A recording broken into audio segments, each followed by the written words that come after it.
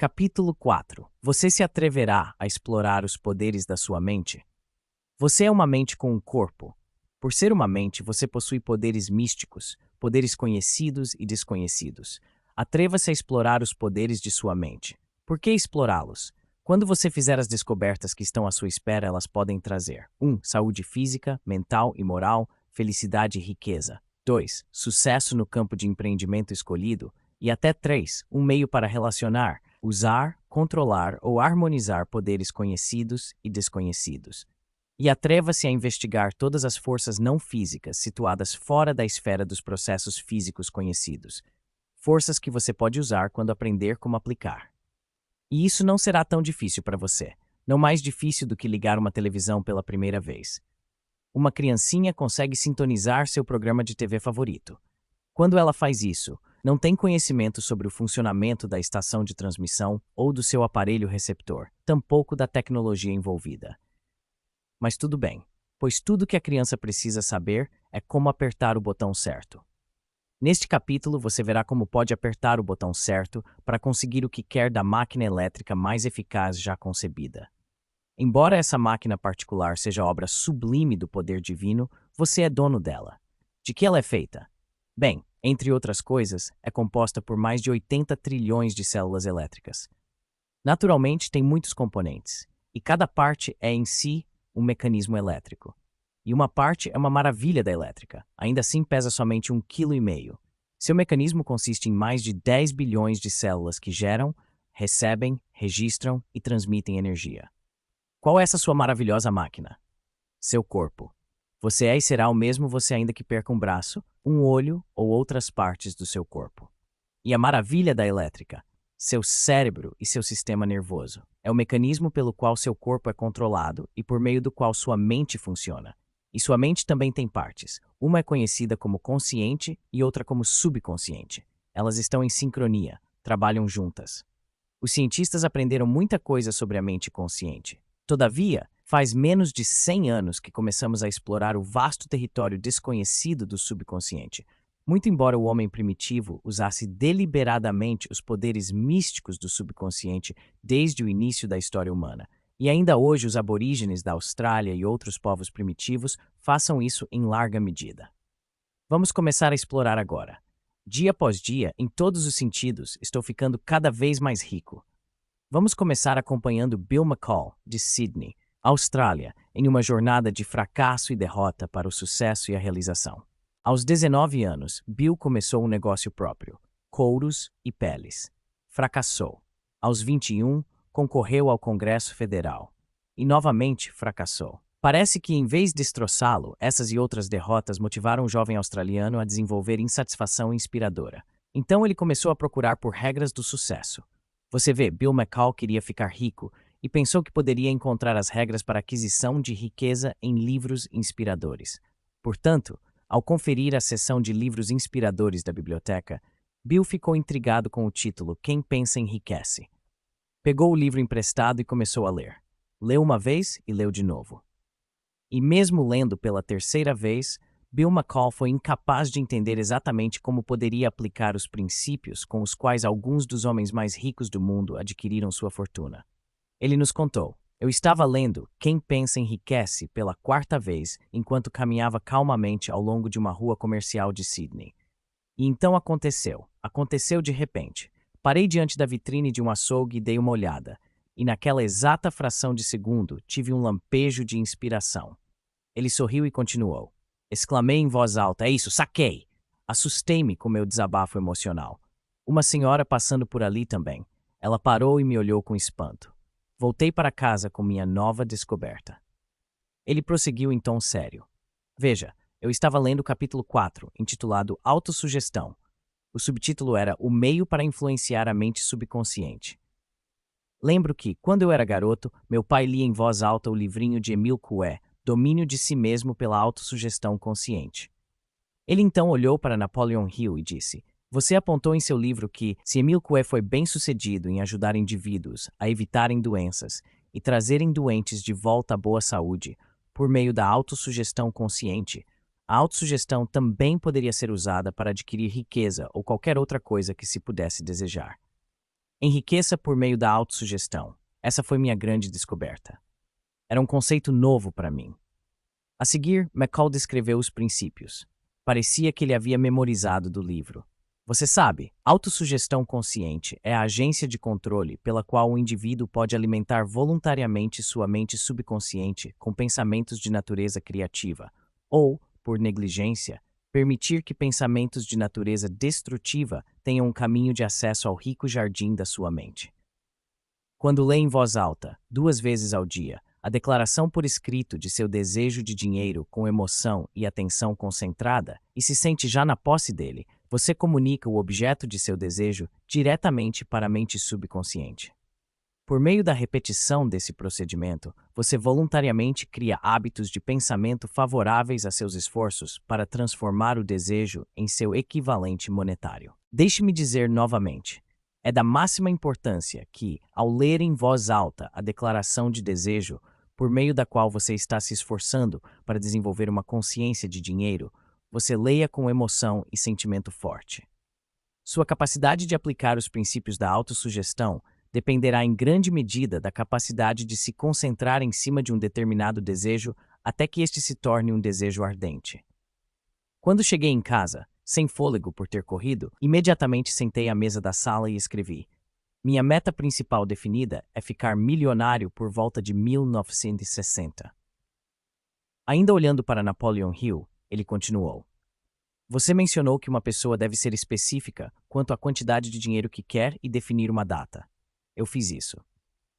O homem com quem estávamos conversando não era o jovem Bill McCall, que fracassou aos 19 anos de idade.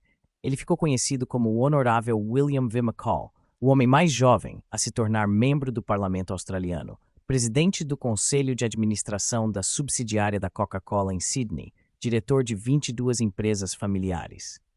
E, quanto à riqueza, ele ficou milionário, tão rico quanto alguns dos homens sobre os quais leu no livro, do qual obteve inspiração para explorar o poder de sua mente subconsciente com autopersuasão.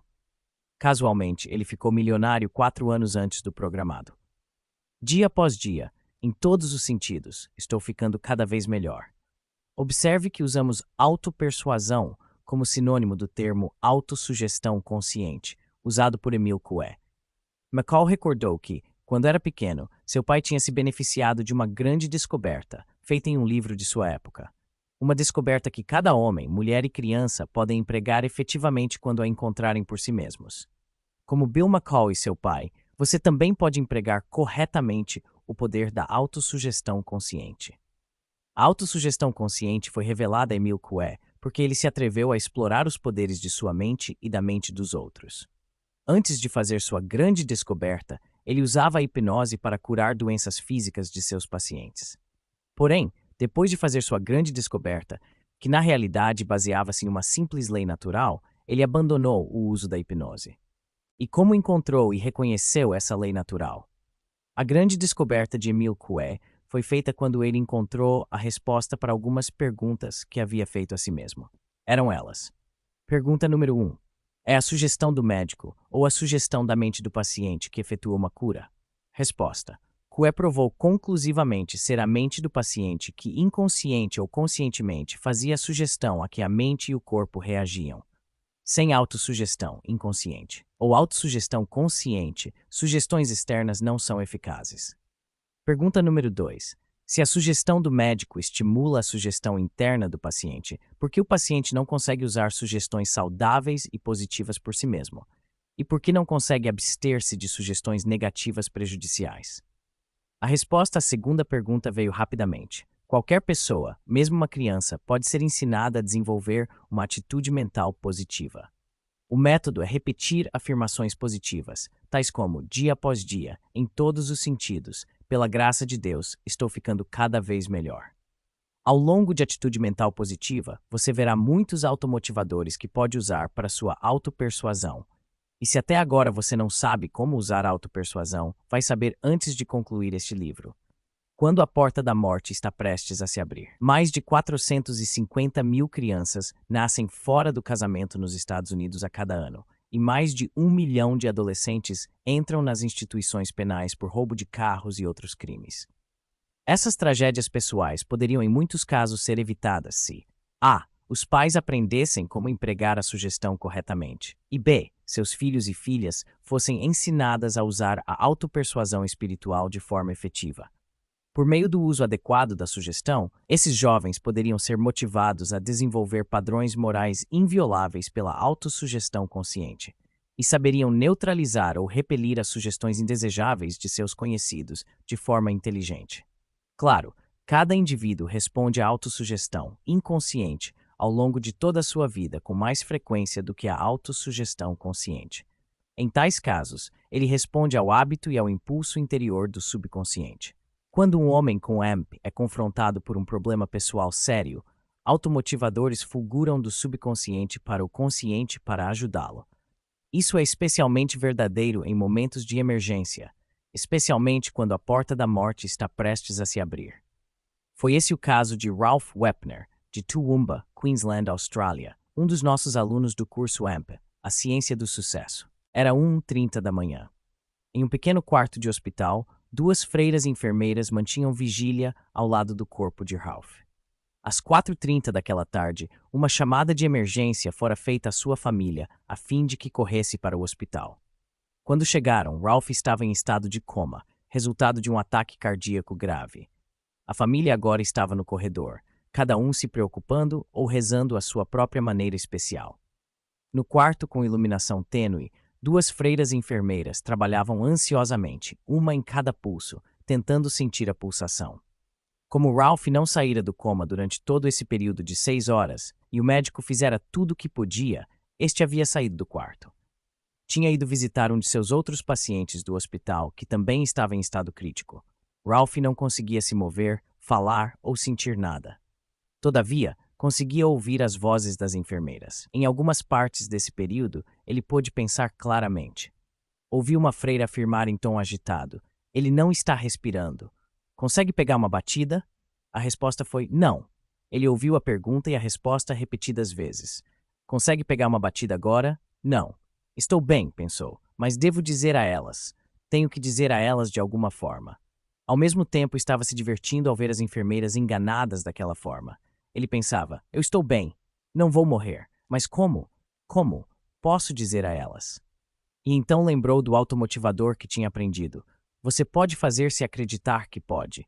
Ele tentou abrir os olhos, mas parecia que quanto mais tentava, mais fracassava.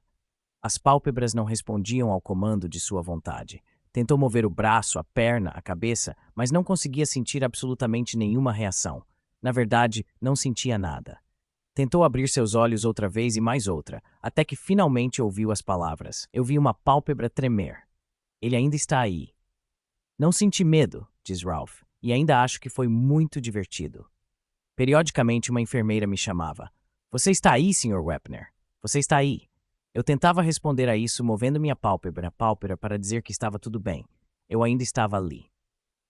Isso continuou por um tempo considerável, até que, por meio de esforço constante, Ralph finalmente foi capaz de abrir depois ambos os olhos. Foi aí que o médico dele voltou. Com persistência e habilidade maravilhosas, médico e enfermeiras trouxeram-no de volta à vida. Persuasores ocultos. Mas a autossugestão, você pode fazer-se acreditar que pode, que havia memorizado no curso AMP. A ciência do sucesso ajudou a resgatar Wepner quando ele estava às portas da morte.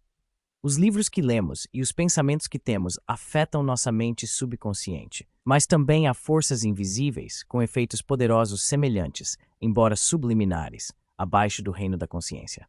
Essas forças invisíveis podem ser de causas físicas conhecidas ou fontes desconhecidas. Antes de discutir o desconhecido, vamos ilustrar com um exemplo de conhecimento comum desde a publicação de Hidden Persuaders por Vance Packard. A história apareceu pela primeira vez em jornais norte-americanos e mais tarde foi publicada em revistas. Vamos considerar uma reportagem que apareceu em uma destacada revista nacional sobre o tema da propaganda subliminar. A reportagem narra um experimento conduzido em um cinema de Nova Jersey, onde as mensagens de publicidade piscaram tão rapidamente na tela que os espectadores não as perceberam conscientemente. Durante um período de 6 semanas, mais de 40.000 pessoas tornaram-se alvo desse teste sem saber, enquanto frequentavam o cinema. Projetadas na tela por um processo especial que as tornavam invisíveis a olho nu, havia 2 mensagens publicitárias relativas a produtos disponíveis no saguão do cinema. Ao final das 6 semanas, os resultados foram tabulados. As vendas de um dos produtos tinham subido mais de 50%, enquanto as vendas do outro produto subiram quase 20%. O inventor do processo explicou que, embora as mensagens fossem invisíveis, ainda assim produziam efeito em muita gente na plateia por causa da capacidade da mente subconsciente de absorver impressões demasiado fugazes para serem registradas conscientemente. Quando essa história apareceu na imprensa, o público ficou horrorizado pela tentativa de canalizar nossos hábitos de pensamento, nossas decisões de compra e nossos processos de pensamento com o uso da sugestão subliminar. As pessoas ficaram com medo. Temiam a lavagem cerebral na sua forma mais sutil. Contudo, para nós é espantoso que ninguém tenha adotado a abordagem de AMP. A sugestão subliminar também pode ser empregada para objetivos desejáveis. Todo mundo sabe ser possível usar o poder para o mal ou para o bem, dependendo de como é direcionado. Já que a experiência comprovou seu intento, não é preciso muita imaginação para ver quais seriam os resultados benéficos para os espectadores caso os seguintes automotivadores piscassem uma tela de cinema. Deus é sempre um bom Deus. Dia após dia, em todos os sentidos, pela graça de Deus, você está ficando cada vez melhor. Tenha coragem de enfrentar a verdade. O que a mente do homem pode conceber e acreditar, a mente do homem pode alcançar. Cada adversidade tem a semente de um benefício equivalente ou maior para aqueles que têm uma atitude mental positiva. Você pode fazer-se acreditar que pode. Isso seria uma abordagem de AMP, desde, é claro, que o consentimento do público fosse obtido com antecedência. Outro caso de uma força física conhecida que afeta a mente subconsciente pode ser mostrado pelo efeito do radar em navegadores. Por que o Andrea Doria e o Valchen afundaram? O Andrea Doria, capitaneado por Pierre Clamay, e o Estocolmo, sob o capitão H.G. Nordenson, colidiram a cerca de 50 milhas da ilha de Nantucket em 26 de julho de 1956. 50 pessoas morreram. O Andrea Doria foi avistado pelo operador de radar do Estocolmo quando estavam distantes 10 milhas um do outro. O navio de luxo Santa Rosa da Grace Line, sob o capitão Frank S. Seawick, colidiu com o petroleiro Valchen em 26 de março de 1959, 22 milhas ao largo da costa de Nova Jersey. 4 tripulantes foram mortos. O segundo imediato Walter Wells, operador de radar do Santa Rosa, alegou ter feito 2 plotagens do curso do petroleiro Valchen. Nenhuma explicação satisfatória sobre a verdadeira causa dessas colisões resultou das investigações em ambos os casos. As ondas dos instrumentos de radar poderiam ser a verdadeira causa. Talvez Sidney A. Schneider tenha a resposta. Como um jovem adolescente, Sidney A. Schneider, de Skokie, Illinois, interessou-se por hipnotismo quando observou seu irmão mais velho, um estudante universitário, colocar sua primeira cobaia sob hipnose com sucesso. Sidney tornou-se um hipnotizador perito. Durante sua carreira profissional, tornou-se operador de rádio e engenheiro eletrônico. Na Segunda Guerra Mundial, Sidney Schneider foi uma parte vital do sistema conhecido como Informação, Amigo ou Inimigo, IFF, Information, Friend or Foe. Seu trabalho era certificar-se de que cada navio que saísse dos Estados Unidos estivesse equipado com radar. Ele notou que os operadores de radar às vezes entravam em transe. Eles não sabiam que haviam estado em transe quando saíam daquele estado. Por causa de seu conhecimento de hipnose e eletrônica, Schneider concluiu que a atenção fixa dos funcionários navais ocorria quando as ondas da máquina de radar sincronizavam-se com as ondas cerebrais do operador. Com base nessa teoria, ele mudou as ondas do instrumento de radar e eliminou a recorrência dos transes. Sidney Schneider contou-nos que converteu suas conclusões sobre o princípio que colocava os marinheiros operadores de radar em transe no sincronizador de ondas cerebrais, uma máquina inventada por ele depois da guerra. O que é o sincronizador de ondas cerebrais? É um instrumento eletrônico projetado para induzir a vários níveis de hipnose por estimulação subliminar e fótica, pela luz das ondas cerebrais. O instrumento pode ser usado sozinho ou combinado com uma gravação de sugestões verbais do terapeuta. Não são colocadas conexões físicas ou acessórios no paciente. Obtém-se resultados a qualquer distância em que a luz da máquina seja visível. O aparelho induz a níveis hipnóticos leves e profundos em mais de 90% dos indivíduos no tempo médio de 3 minutos. Em um experimento com o sincronizador de ondas cerebrais, nenhuma das pessoas envolvidas foi informada sobre a máquina ou o que ela poderia fazer. Nem foi dito que elas eram objetos de um experimento. Ainda assim, 30% delas foram hipnotizadas em diversos graus, variando de estados leves a profundos. Por que e como o sincronizador de ondas cerebrais funciona? Perguntamos. É como um transmissor de televisão, disse Schneider. O cérebro humano produz pulsos, ondas, de eletricidade em várias faixas de frequência. Esse conhecimento foi aplicado no campo da medicina a partir de 1929 e na invenção do eletroencefalógrafo, comumente conhecido como máquina de EEG, um aparelho para gravação de ondas cerebrais. Minha máquina funciona de modo muito parecido com um sistema de televisão, continuou Schneider. A razão pela qual a imagem no seu aparelho receptor não oscila para cima ou para baixo é que os impulsos gerados dentro do aparelho sincronizam-se com os impulsos correspondentes gerados pela estação transmissora de televisão. O receptor é forçado a operar a uma taxa controlada pelo transmissor, e a imagem deve obedecer. Como o transmissor de uma estação de televisão, o sincronizador de ondas cerebrais também produz pulsos de sincronização. E, por meio da estimulação fótica, as ondas enviadas pelo sincronizador também fazem a frequência das ondas cerebrais entrarem naquele pulso. Nesse ponto, a hipnose pode ser alcançada. Simplesmente compare seu cérebro a um aparelho receptor e o sincronizador de ondas cerebrais a um transmissor de televisão. E você vai ver, ao continuar a ler, que além de comparar o cérebro a um aparelho receptor, você pode compará-lo a um transmissor de televisão também. Pouco conhecimento torna-se uma coisa perigosa. Acabamos de explorar algumas forças invisíveis de causas físicas conhecidas.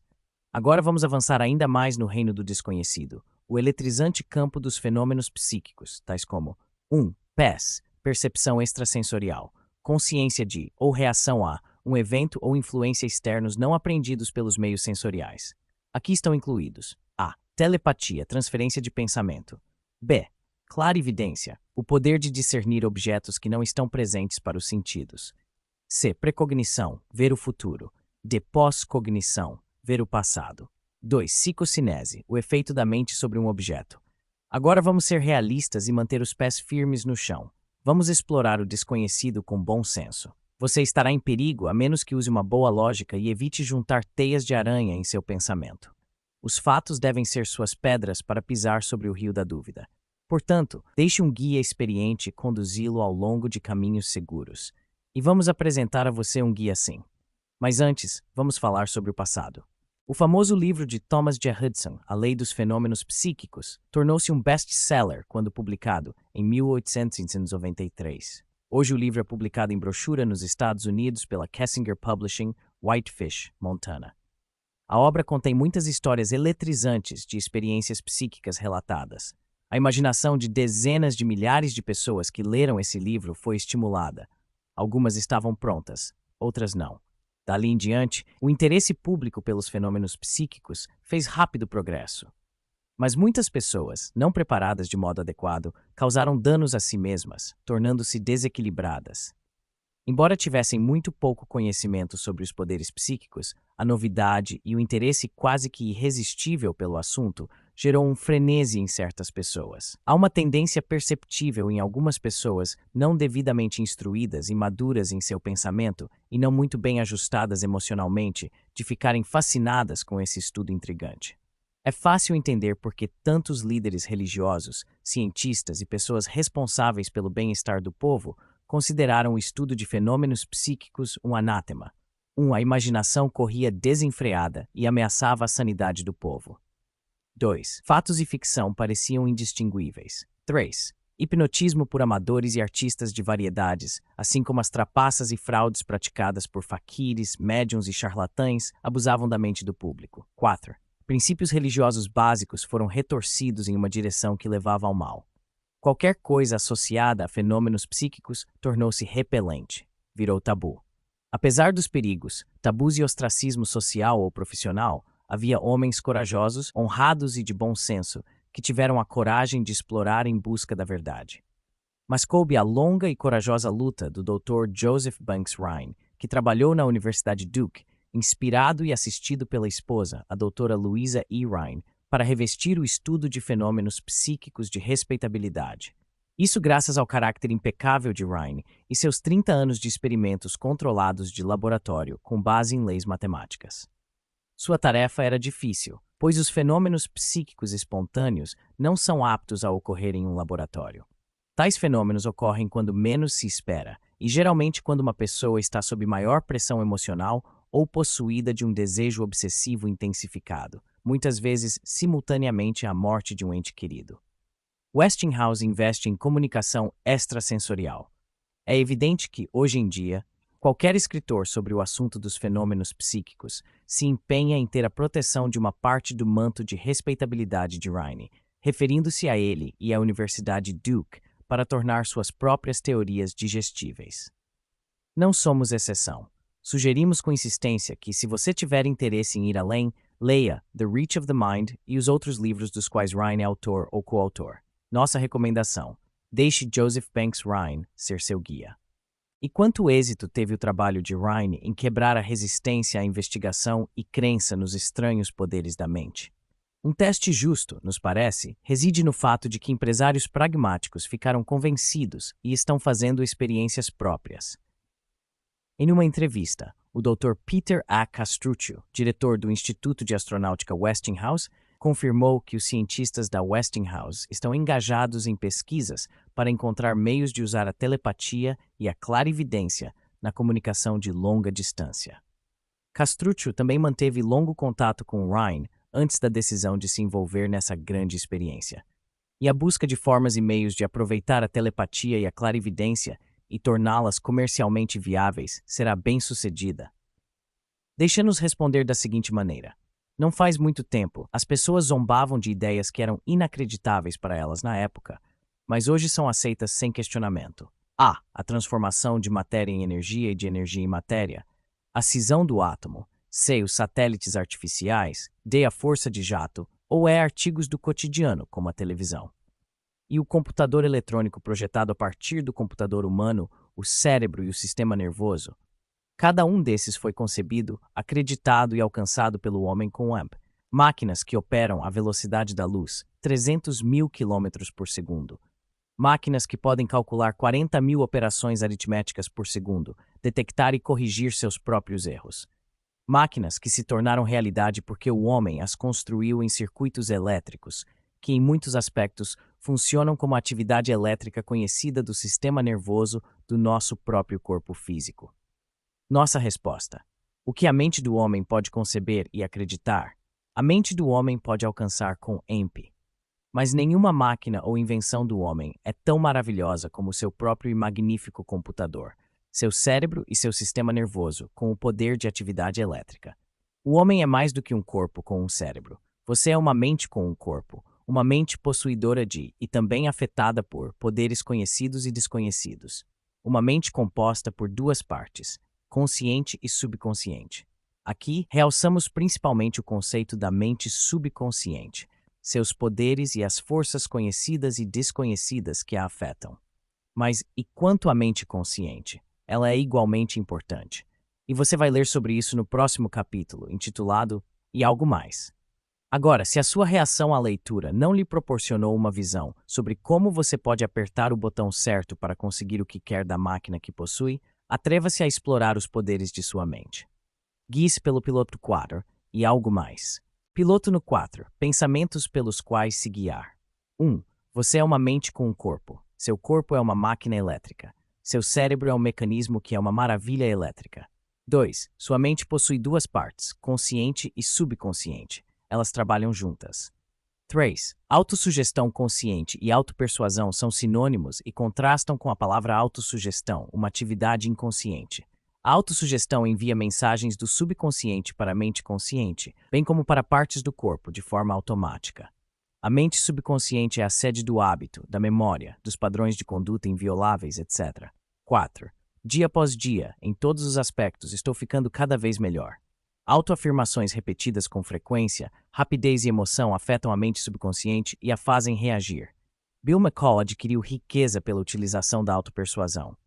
5. A grande descoberta de Coué foi: Você pode usar sugestões saudáveis e positivas para ajudar a si mesmo. E também pode abster-se de sugestões negativas e prejudiciais. 6. Aprenda a usar a sugestão adequada para influenciar os outros. Aprenda a empregar a autossugestão consciente e correta. Quando fizer isso, você pode ter saúde física, mental e moral, felicidade e sucesso. Você pode fazer se tiver M e acreditar que pode. 8. Persuasores ocultos. Utilize a abordagem da MP. 9. Seu cérebro emite energia sob a forma de ondas cerebrais, e essa energia é o poder que pode afetar outra pessoa ou um objeto. 10. Pouco conhecimento pode ser uma coisa perigosa. Atreva-se a explorar os poderes de sua mente. Quando você entrar no perigoso território inexplorado dos fenômenos psíquicos, deixe Joseph Banks Rhine ser o seu guia. Dia após dia, em todos os sentidos, pela graça de Deus, estou ficando cada vez melhor por meio da AMP.